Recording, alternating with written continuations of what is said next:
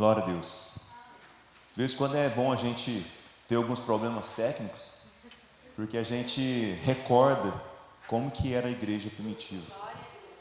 Uma igreja que foi erguida nos cânticos dos irmãos, na oração entre os irmãos, onde não havia microfone, onde não havia Bíblias para todos, onde havia uma Bíblia só, onde havia uma voz, talvez outras pessoas tendo que repetir, porque umas estavam longe demais, e perguntavam o que ele falou, o que ele falou, o que ele falou. E muitos perseguidos se reuniam no meio do mato, se reuniam dentro de cavernas, se reuniam ali em brejos, em pântanos, e ali eles clamavam ao Senhor ao som de percevejos, pirilampos, grilos, sapos, sendo devorados às vezes por pernilongos, por bichos, insetos, mas tinham alegria no coração e clamavam ao Senhor. Que não sejam essas coisas modernas aqui que nos prendam, que nosso coração seja livre para adorar a Deus em qualquer circunstância, em qualquer momento. Pode se sentar. Abra comigo a sua Bíblia em Deuteronômio, capítulo 4. Pastor Pedro foi convidado para pregar em uma igreja e hoje ele se dispôs a estar ali compartilhando a palavra de Deus em uma outra igreja. Que Deus o abençoe ali, que ele seja usado pelo poder de Deus, em nome de Jesus. E que nós aqui tenhamos a graça do Senhor e a misericórdia de Deus sobre nós também. Deuteronômio, capítulo 4, a partir do versículo 1.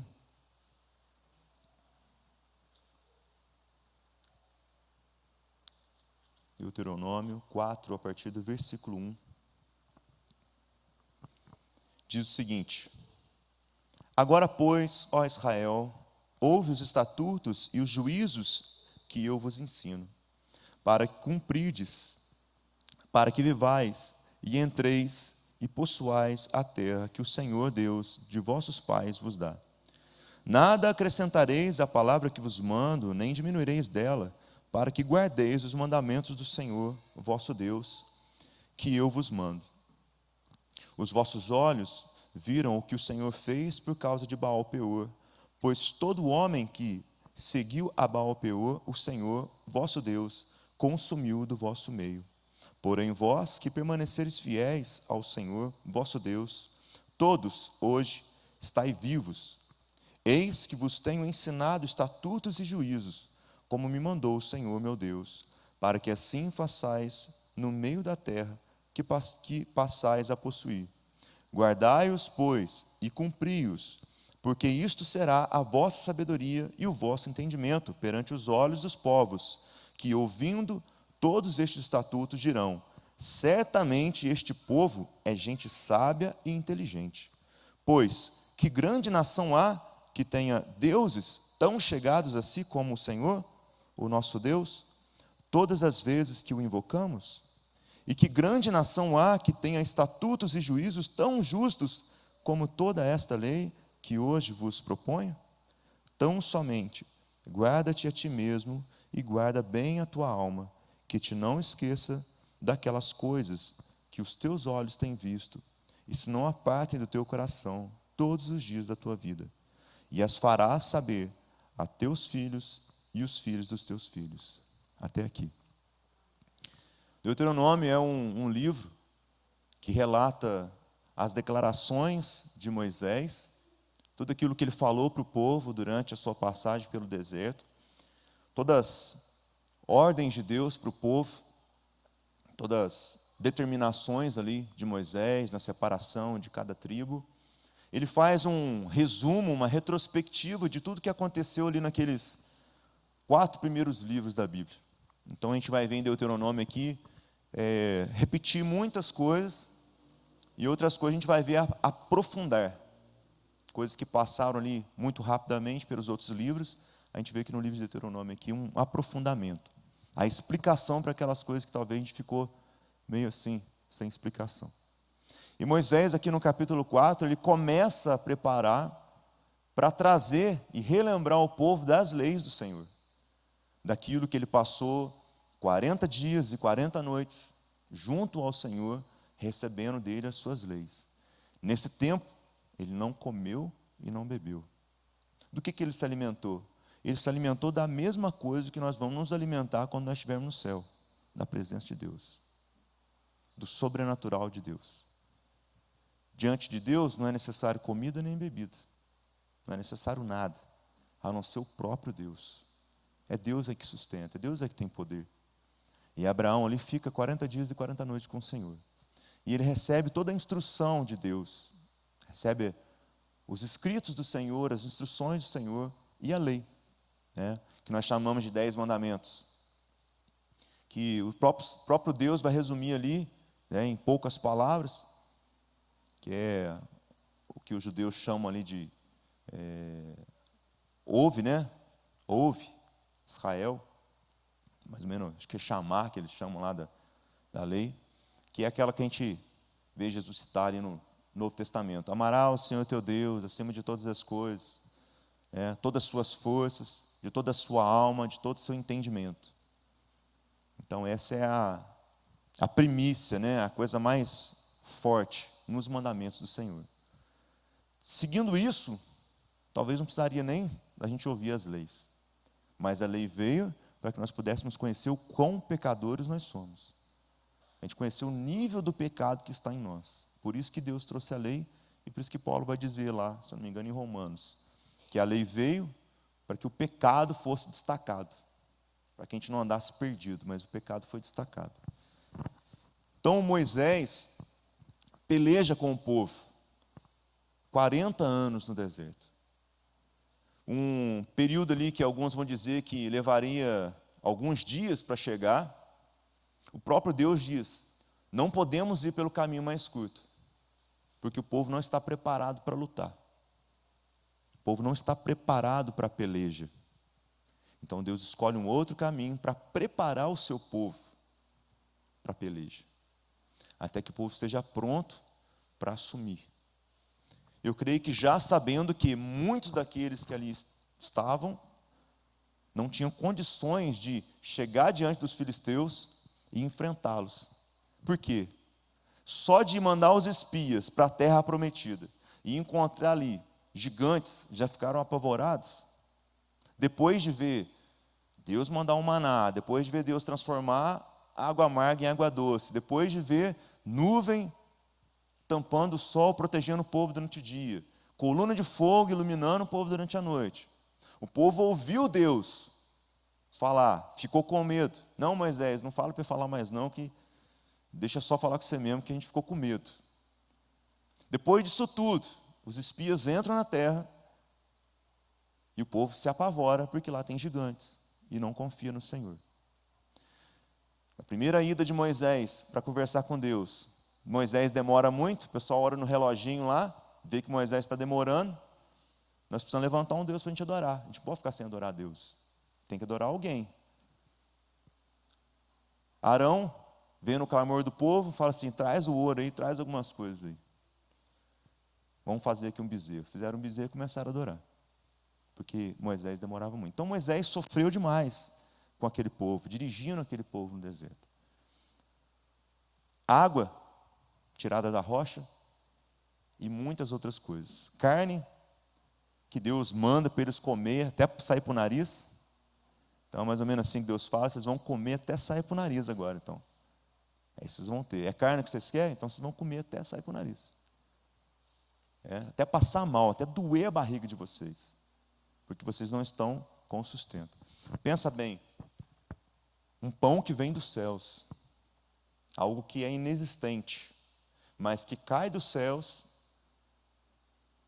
como uma forma ali de um algodão, uma massa, e ali eles juntam, eles comem aquilo, recolhem de cima da vegetação e comem aquilo. Algo que ninguém nunca viu, algo que não tem mais, não tem pezinho de maná para a gente comer. Dá um pezinho de maná aí para me plantar em casa. Não tem, maná é comida que vem do céu, é sustento de Deus do céu. Mas o povo queixou-se, nossa, nós só tem isso, nós só tem esse negócio que vem do céu, só tem o sustento de Deus, nós queremos coisa do Egito, nós queremos os pães do Egito, nós queremos os pepinos, as cebolas, queremos os peixes. Lá tinha peixe à vontade para comer. A gente sente saudade. Então, eu quero perguntar aqui para os irmãos, né? Que o Deus colocou no meu coração. Em quem nós temos confiado? Em quem nós temos esperado? Essa é a primeira pergunta aqui para a gente desenvolver durante esse tempo que a gente tem. E segundo, o que as nações, o que as pessoas têm falado a respeito de nós? Porque nós dizemos que temos um Deus. Nós dizemos e afirmamos, né, de pé junto, né, até a morte, de pé junto, que esse Deus é o único Deus, que não existe outro Deus além dele. Nós afirmamos que esse Deus, que não existe outro, é o único Deus, e que todo poder que se manifesta no mundo, só se manifesta porque esse Deus é soberano e assim permite. Que não há nada que aconteça se não for debaixo da vontade dele, ou debaixo já do controle dele. Nós dizemos que tudo aquilo que se manifesta, diferente da bondade, compaixão e esperança de Cristo, não vem de Deus. Então, se alguém consegue alguma coisa aí, numa feitiçaria, ou algum outro lugar aí, um satanismo da vida, não vem de Deus. Vem das trevas. Nós afirmamos isso. Que o que vem de Deus é diferente, o que vem de Deus é como vem para mim. Mas quando as pessoas olham para nós, o que elas encontram em nós? Será que, quando eu falo assim, eu sou de Deus, as pessoas começam a estremecer e tremer? Você é do Deus vivo? Você é servo do Deus vivo? Ai, não vou falar nada aqui, porque se eu falar alguma coisa e essa pessoa achar ruim, o Deus dela é poderoso demais. Não dá. Porque assim era com esse povo aqui. Por tudo que Deus fez.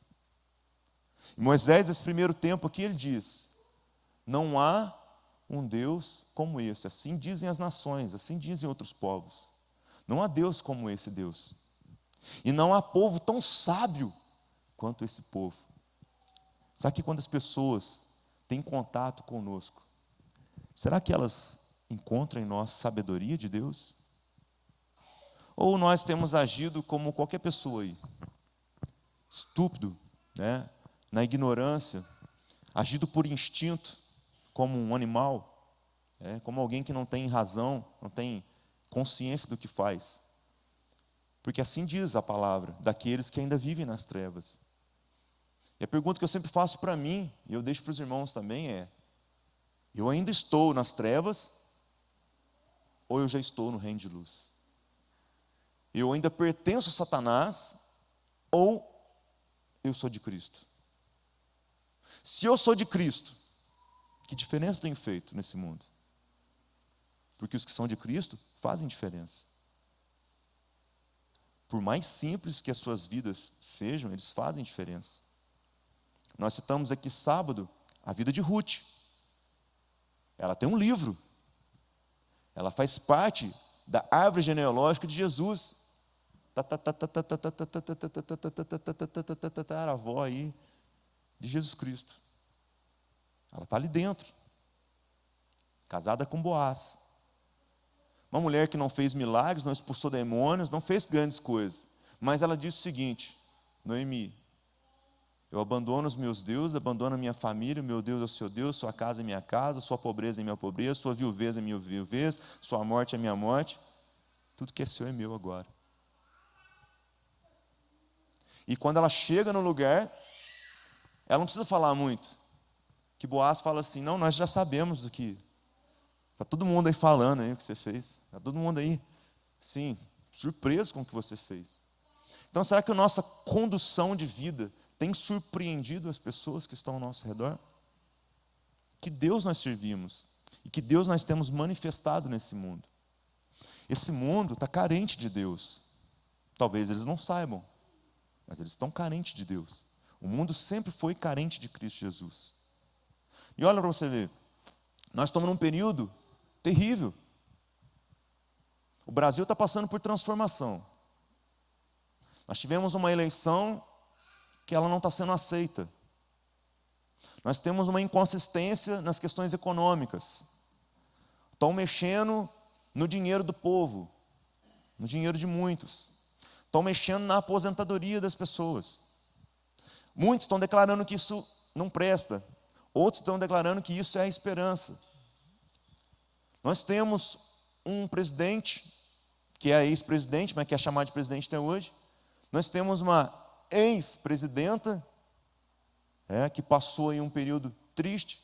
Nós temos depois um homem que assumiu a presidência, um vice-presidente que assumiu a presidência, ou alguém que tinha condições ali de assumiu a presidência, ficou um tempo criticado, questionado. Quantas vezes você pensou que a sua esperança está em Bolsonaro? Até porque o nome dele é Messias. O negócio é meio louco, né? O Messias chegou, né? Então tem muita gente crendo que Jair Messias Bolsonaro é a esperança do Brasil.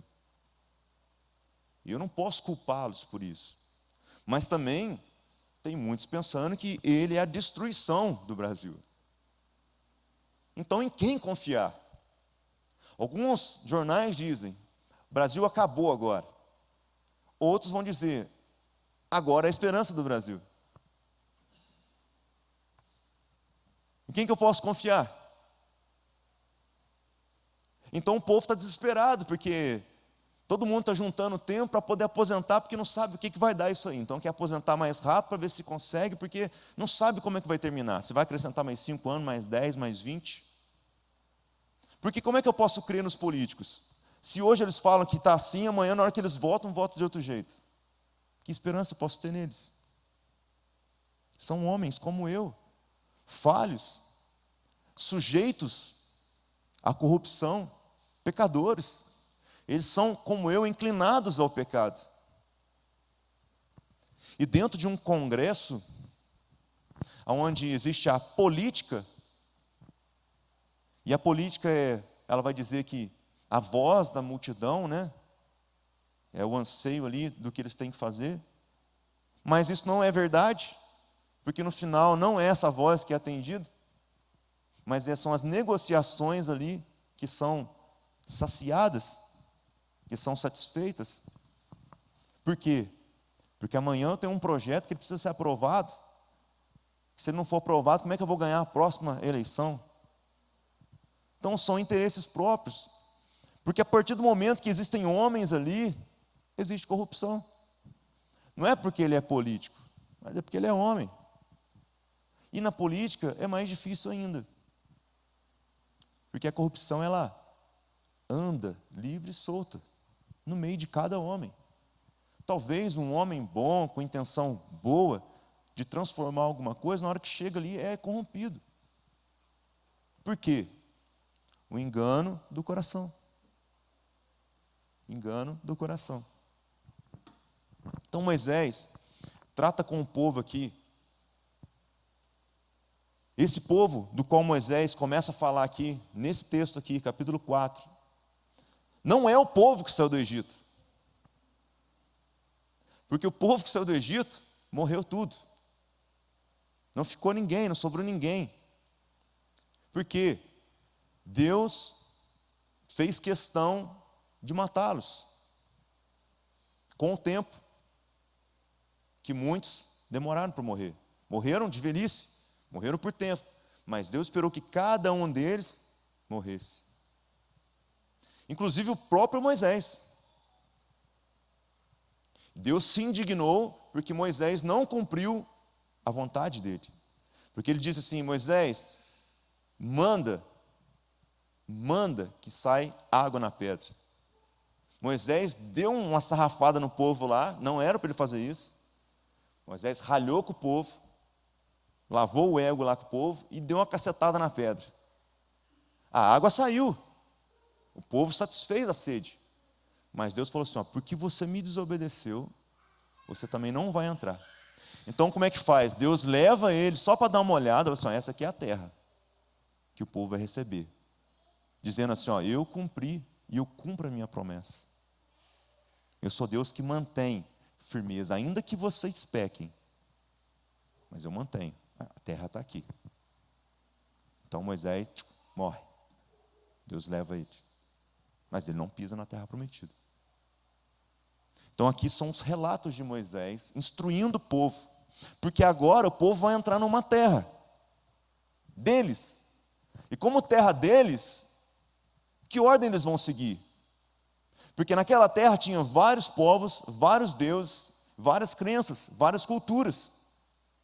Então Deus agora, aquele povo que ele tirou, ele começa a instruir. Que Deus? O Deus que tirou o povo do Egito. O Deus que mandou as pragas sobre o Egito. O Deus que matou os primogênitos egípcios. O Deus que protegeu o seu povo. Que rasgou o mar, fazendo o seu povo andar a seco. Depois engoliu o exército de Faraó, transformou aquele mesmo mar no túmulo daqueles homens, fez o povo passar em segurança, protegeu o povo de ataques, enquanto eles mantinham a obediência. Mas toda vez que o povo desobedecia, Deus permitia que eles fossem atacados, e muitos eram mortos. Mas toda vez que havia obediência, nenhum israelita era perdido. Olha que Deus poderoso, e que Deus justo. Então Moisés diz aqui: os povos dirão, qual dos deuses da terra que tem mandamentos justos como esse Deus? Se a gente for ver toda a instrução de Deus a respeito dos sacrifícios, muitos vão dizer assim: nossa, Levíticos é chato demais. Pega lá um efa de farinha, entrega lá, divide em dois, queima uma parte, outra parte dá para não sei quem, a outra parte você leva para não sei na onde, outra parte você faz isso. Quando o sacrifício é pelo pecado, você pega lá, quem tem um boi, dá um boi, quem não tem um boi, pega um cabrito, quem não tem um cabrito, pega uma pomba, quem não tem um pombo, pega o grão. De trigo, de farinha e tal, assim, vai ser assim. Aí você fala: meu Deus, eu não aguento ler isso aqui. Mas se você parar para ler com cuidado, você vai ver a justiça de Deus em cada pessoa. Cada um dá segundo a sua posse, segundo aquilo que tem. Isso é muito justo. E Deus fala assim, ó, vida por vida. Tirou uma vida, tem que pagar com a sua vida. Para quê? Para que cada um entenda que uma vida só pode valer uma vida, porque só existe uma vida. Então, se você tira uma vida, a sua vida vai ser perdida. Não tem jeito. Mas, olha como que é. Se alguém matasse alguém por acidente, o que ele podia fazer? Fugir. Deus fala assim, ó, foge.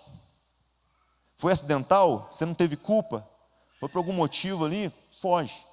Então ele prepara cidades para os fugitivos. Para quê?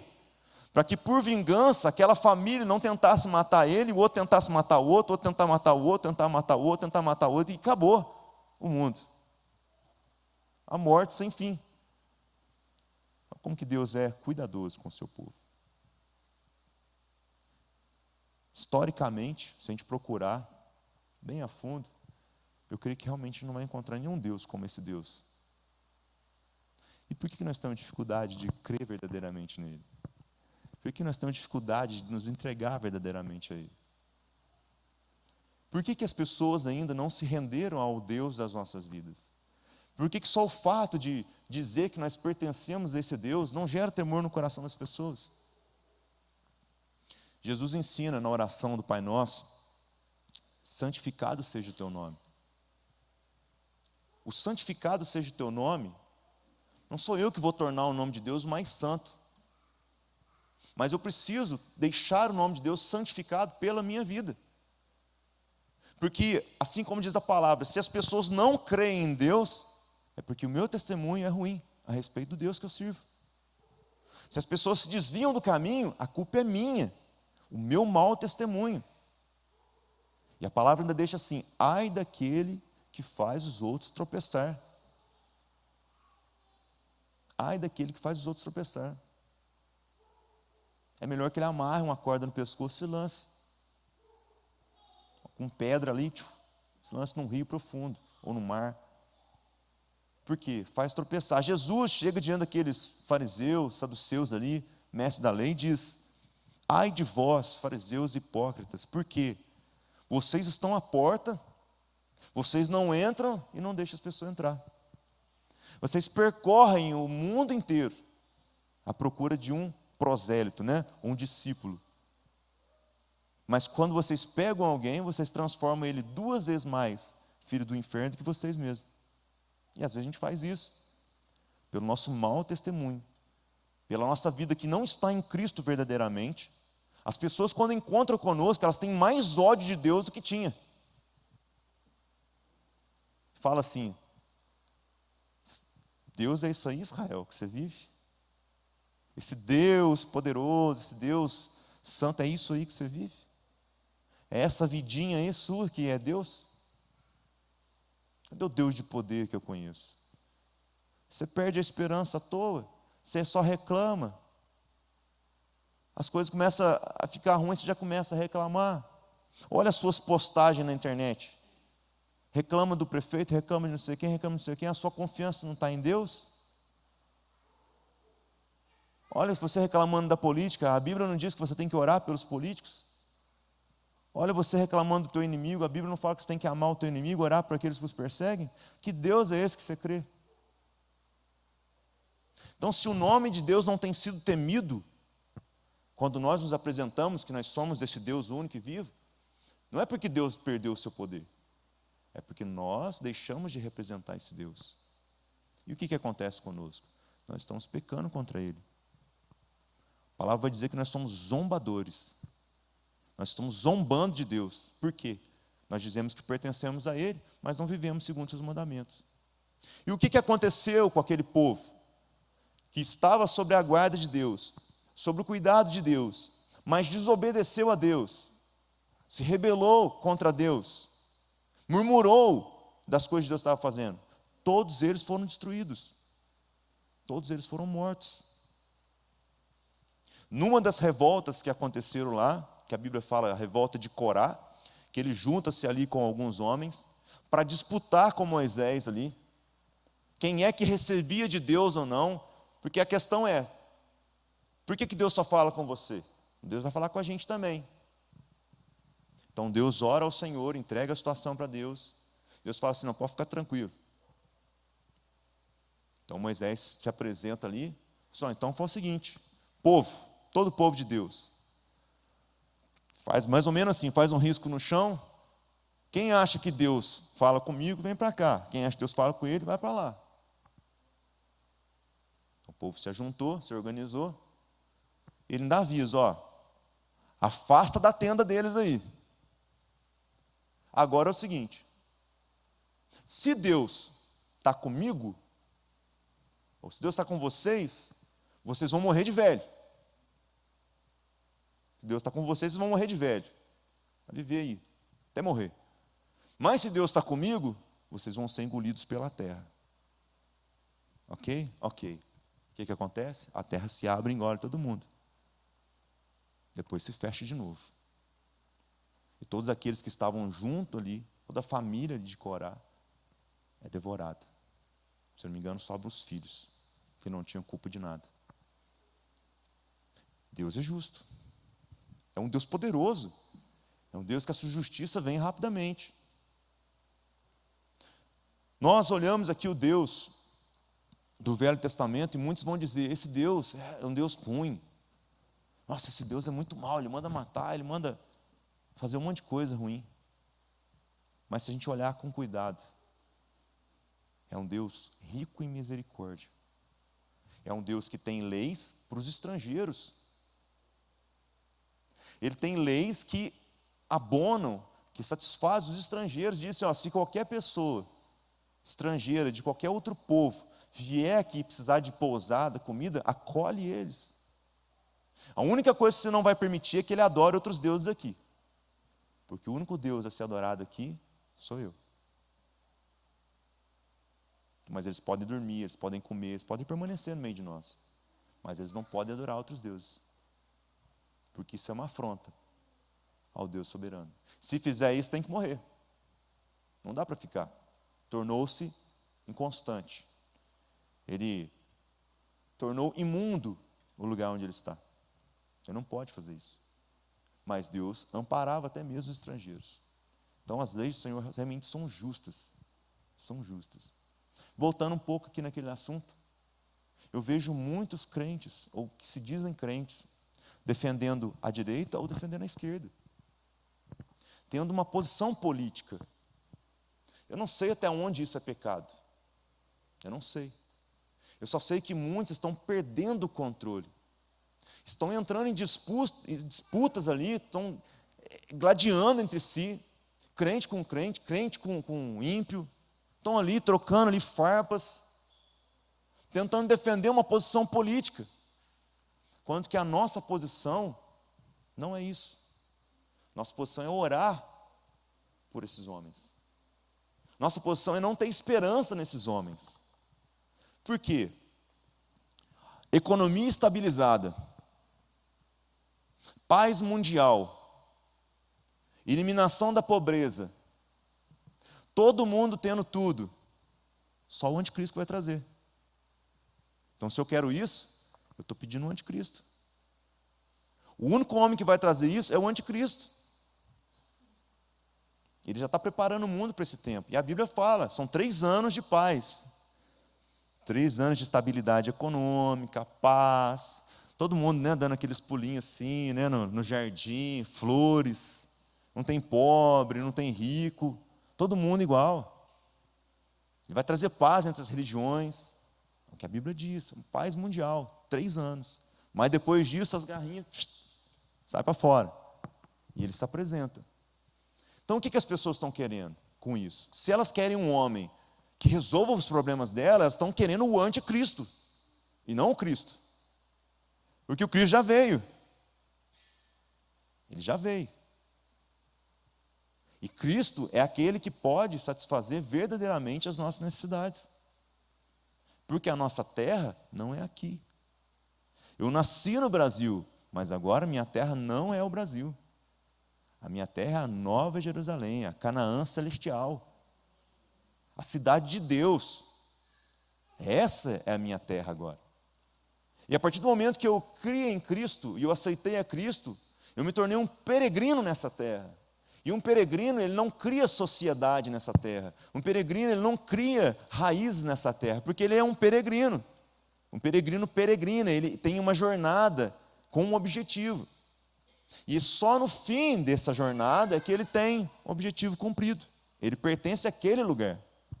Então ele sai ali e vai até aquele lugar, do qual ali ele vai se firmar. Mas enquanto eu estou aqui, eu sou peregrino nessa terra. Então, às vezes a gente entra numa confusão, entra num problema grande.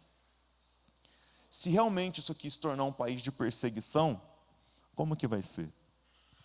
Eu vou perder minha casa, eu vou perder o meu carro, vou perder os meus bens, vou perder minha família, como é que vai ser?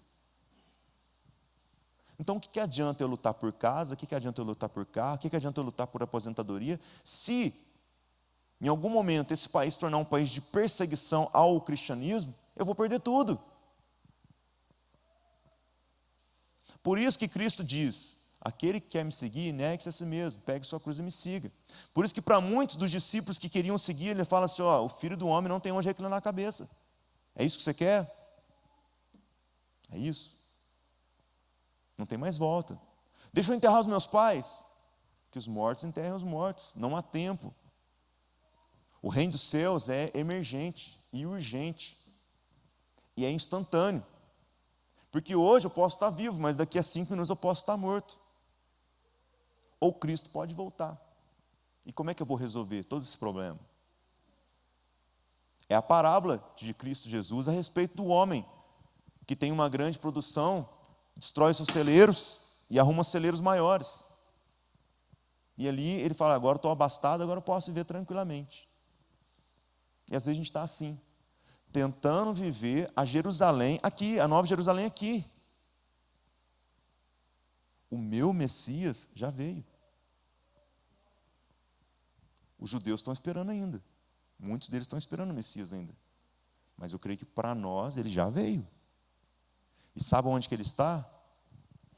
Preparando para nós um lugar. Essa foi a palavra que ele deixou. Ele não nos deixou só. Deixou para nós o Espírito Santo. E é a ele que nós devemos nos apegar todos os dias. Para quê? para que possamos nos manter firmes até o fim. Que fim? Até Cristo voltar ou até Deus nos levar com Ele. Existem dois fins que nós podemos ter. Agora, o fim do fim, qual que vai ser? O céu, Jerusalém, cidade de Deus, Canaã celestial, ou a eternidade? Na impunidade ou na punidade ali de Deus, na ira de Deus, no castigo eterno, no inferno. Então a gente tem esse tempo ainda que o ar ainda entra pelas nossas narinas e nós temos ainda a capacidade de decidir. Temos que nos fortalecer com a palavra do Senhor, nos fortalecer com as leis justas de Deus, viver segundo essas leis, guardar essas leis, com a palavra de desatar os nossos corações, escrever dentro de nós, mantermos firmes nela, para que quando chegar o dia de possuir a terra, tenhamos força suficiente, estejamos prontos para possuir a terra. Porque era a situação desse povo aqui. E Deus fala assim: eis que estou dando essas leis para você, para que vocês tenham condições de possuir a terra e permanecer firmes nela. Então, será que eu tenho condições hoje de possuir a terra prometida? Será que eu tenho condições de possuir essa terra prometida? Chega comigo lá em Deuteronômio, capítulo 4, finalzinho do capítulo, a partir do versículo 32.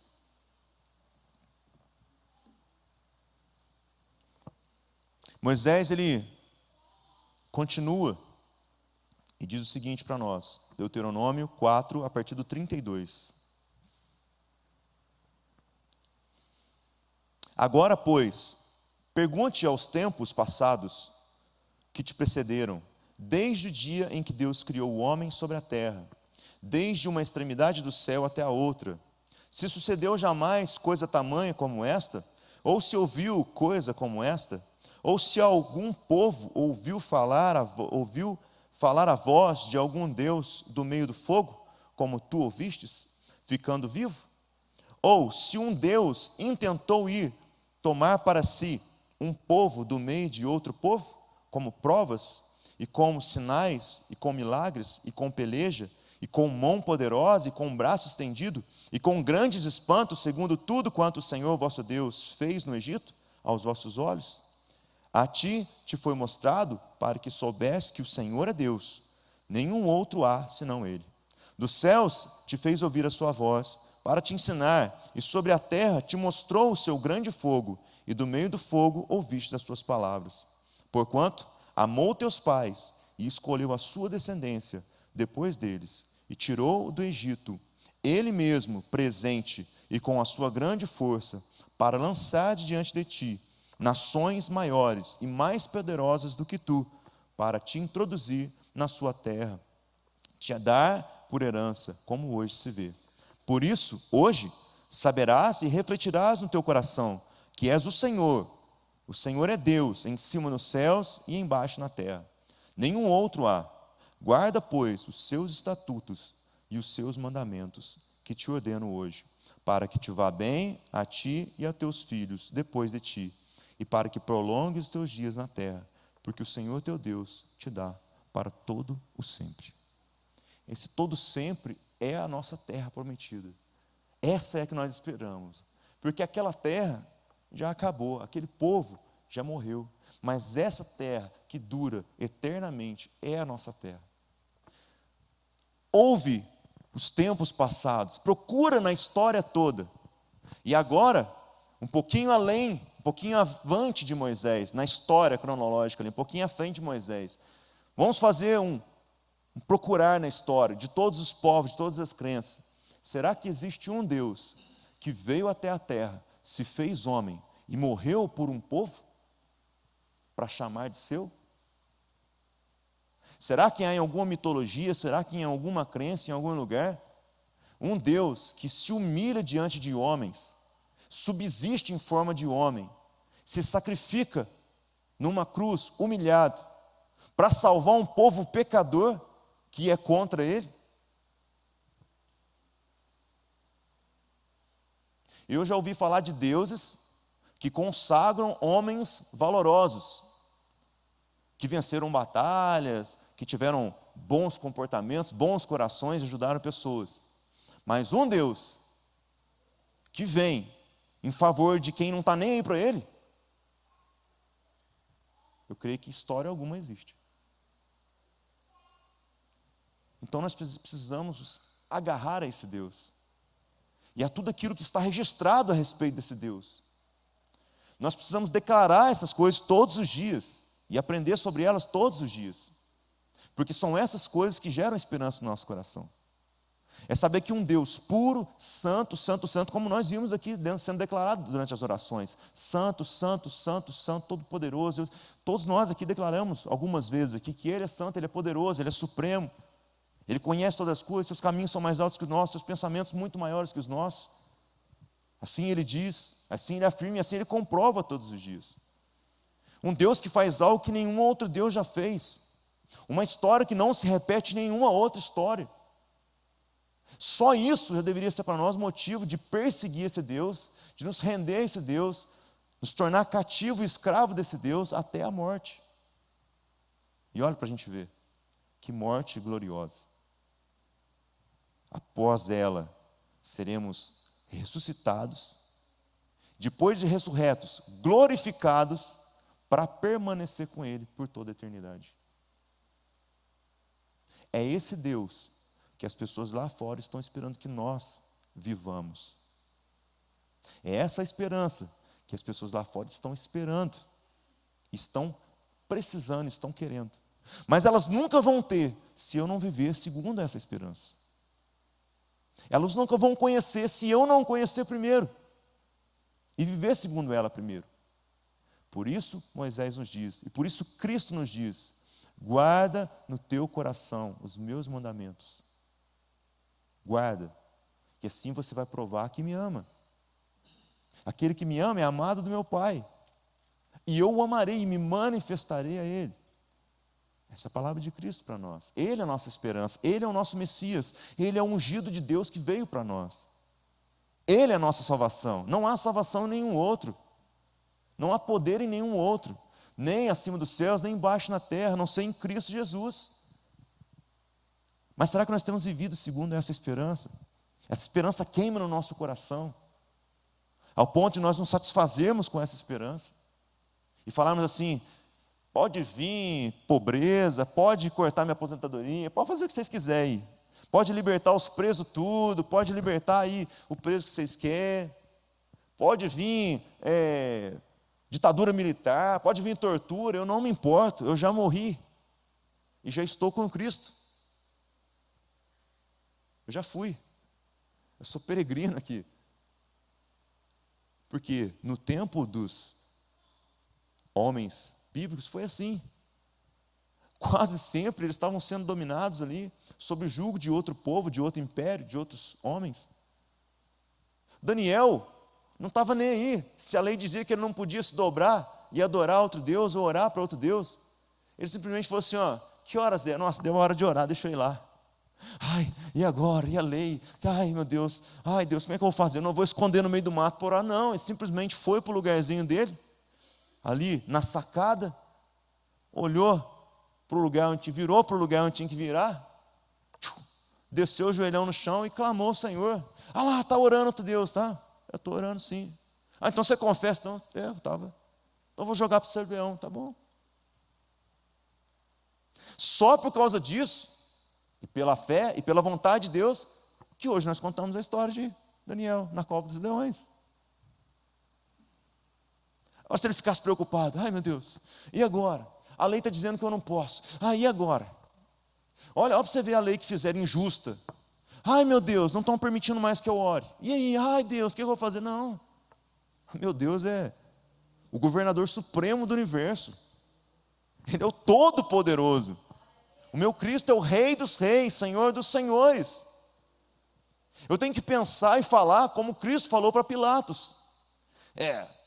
Se você falar para mim aí, eu posso te libertar. Você não sabe o poder que eu tenho. Com licença, Pilatos. Deixa eu só dar um avisinho para você. Não há poder sobre você se meu Pai não te der.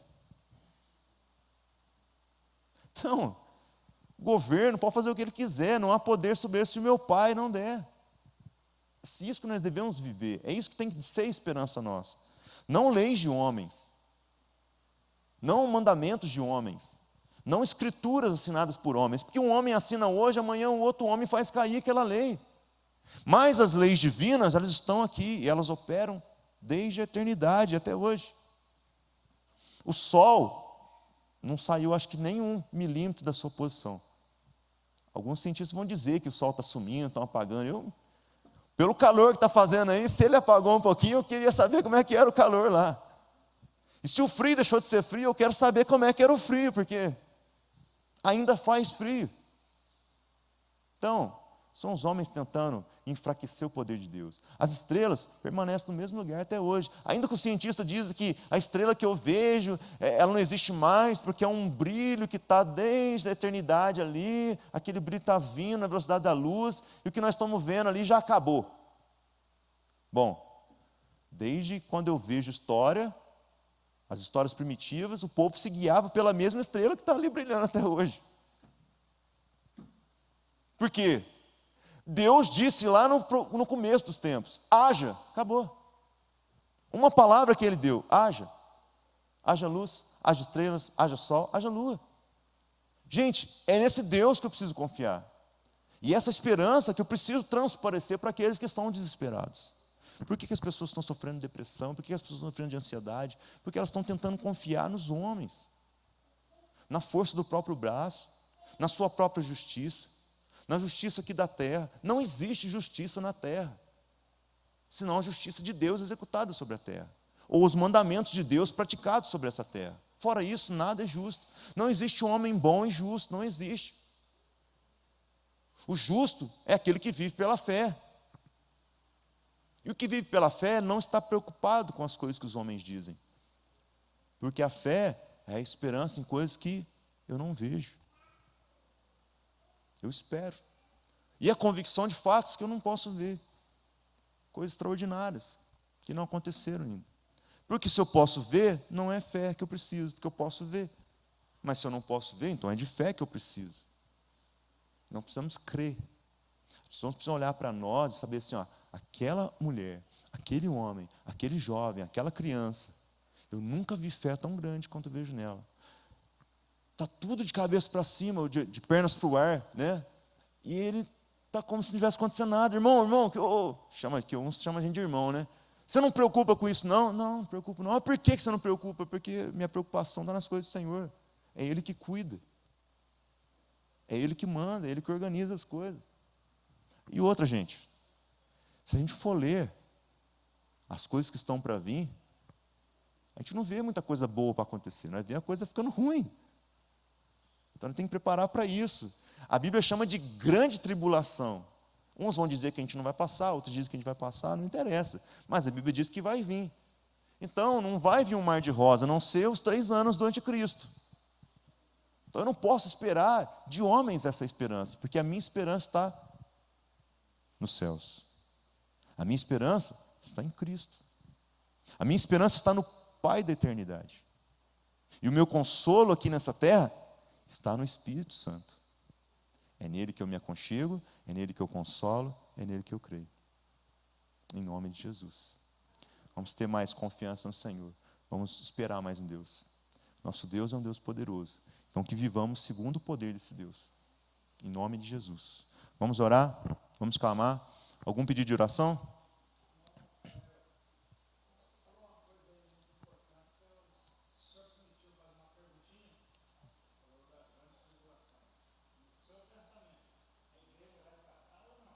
Irmão, eu tenho que estar preparado. E o preparado é só em Cristo. Se vai passar ou não vai.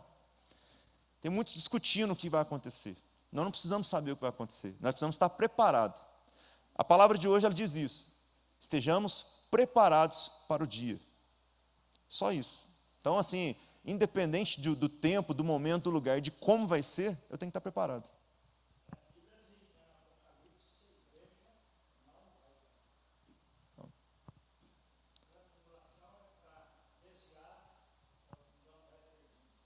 Nós saberemos lá, né? Nós saberemos lá. Outros defendem que sim. Então, defendem sim, tem texto que defende que sim. Então, é uma briga que não precisa haver. É o que a Bíblia fala, vãs discussões. Elas não fazem crescer mais o crente, elas não edificam o crente, só fazem o crente separar. Porque ponto de vista diferente ele separa. Aí cria uma igreja tal, a igreja que defende o sim, a igreja que defende o não. Aí, irmão separado não é irmão junto. O que não ajunta espalha. O que espalha não pertence a Cristo. Então, nós precisamos estar juntos em Cristo. Nós esperamos ser o Senhor e viver segundo Cristo. O resto que vai vir, pode vir. Como diz, né? Nós mata no peito e vai para frente, porque é Cristo a nossa esperança, independente do que vai acontecer. A palavra diz que nós precisamos estar espertos com Satanás. Nós precisamos estar espertos com ele. Conhecê-lo, porque ele é o nosso inimigo, ardiloso. Esse aí nós temos que conhecer ele. E Cristo muito mais, porque é Cristo que vai nos fazer lutar contra isso. Algum pedido de oração aí? Não? Vamos clamar ao Senhor então? Que Deus nos dê esse consolo então. Que Deus nos prepare, que Deus fale conosco, que o Espírito Santo nos inspire a buscar mais o Senhor, que o Espírito Santo nos dê força para clamar mais a Deus, em nome de Jesus. Vamos orar? Pai da eternidade, Senhor Deus Todo-Poderoso, bendito e santo. Nessa noite, ó Pai, nós pedimos ao Senhor, ó Pai, em nome de Jesus, que nos prepare, ó Pai, para o grande dia. Seja Ele, ó Deus, o dia da nossa morte, seja Ele o dia da volta do Senhor. Seja qual for o momento, ó Pai, que estaremos ou que enfrentaremos, ó Deus. Seja sim ou não uma tribulação, seja nas lutas ou perseguições, ó Pai. Assim como a Tua palavra diz, ó Deus, que virão perseguições. Que estejamos prontos, ó Deus, para elas, ó Pai. Se no nosso tempo, ou no tempo dos nossos filhos, ó Deus. Ou no tempo dos nossos netos, se assim tivermos. Que o Senhor, Deus, coloque uma fé tão poderosa nos nossos corações, ó Pai. Que da nossa vida, Deus, um testemunho flua, Senhor, com pureza, ó Pai, a respeito de Ti. Que os nossos filhos, ó Deus, creiam pelo nosso testemunho. Que os nossos netos, ó Deus, pelos testemunhos dos nossos filhos, ó Deus, em nome de Jesus, de geração em geração, ó Pai, a Tua palavra em nós se torne viva, ó Pai. A Tua palavra em nós se torne poderosa, ó Pai, para que as pessoas, ó Deus, quando olharem para as nossas vidas, ó Pai, saibam qual Deus nós pertencemos. O único Deus, o poderoso, o soberano, o eterno. O Deus de toda a terra, o grande eu sou, aquele que assim se apresenta, ó Pai. Aquele que faz maravilhas, aquele que tem poder, ó Deus, para manter o universo, ó Deus, todo organizado, ó Pai.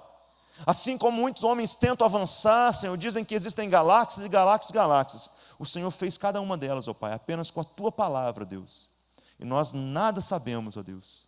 Os conhecimentos do Senhor, ó Deus, são profundos demais para nós. Na parte que nós temos e conhecemos, dessa parte, Deus, nós profetizamos, ó Pai. Na parte que o Senhor cala, a nós cabe a misericórdia, Deus, e o perdão do Senhor sobre nós. Vem sobre este lugar, ó Pai, vem sobre o Teu povo aqui, aumenta a nossa fé, estabelece o Teu reino sobre esta igreja, sobre o povo que está aqui, ó Pai, governa sobre nós, por meio do Espírito Santo, leva-nos, ó Deus, a Te amar, leva-nos, ó Deus, a buscar os Teus mandamentos como regra de vida para nós, ó Pai, amando cada um deles, ó Deus, sabendo, Deus, que eles são, ó Deus, mandamentos de vida para nós, e não uma vida nesse mundo apenas, mas uma vida eterna, Senhor, cheia da Tua glória, ó Pai, que nos prepara, Senhor, por esse caminho, Deus, tão bendito, Deus, e amado, que é Cristo Jesus, que nos faz, Deus, no fim dele, ver a Tua glória e permanecer contigo, Deus, pelos séculos dos séculos, Senhor. Que a nossa esperança não esteja em homens, ó Deus, mas nossa esperança esteja no Senhor. Uns confiam em carros, outros confiam em cavalos, outros tomam para si arcos, outros para si flechas, se armam, ó Deus, se enchem, ó Deus, de armadura e escudos, mas nós, ó Deus, faremos menção do Teu santo nome, e no Senhor confiaremos, ó Pai, que assim possamos viver, ó Deus, é o que eu Te peço, em nome de Jesus. Leva o Teu povo em paz, ó Deus, na Tua presença, no poder do nome de Jesus Cristo, ó Pai, na consolação do Espírito Santo, Deus. Leva cada um aqui, ó Deus, no Senhor, ó Pai, em nome de Jesus nós clamamos. Amém, ó Deus. Bendito seja o Senhor. Glória a Deus.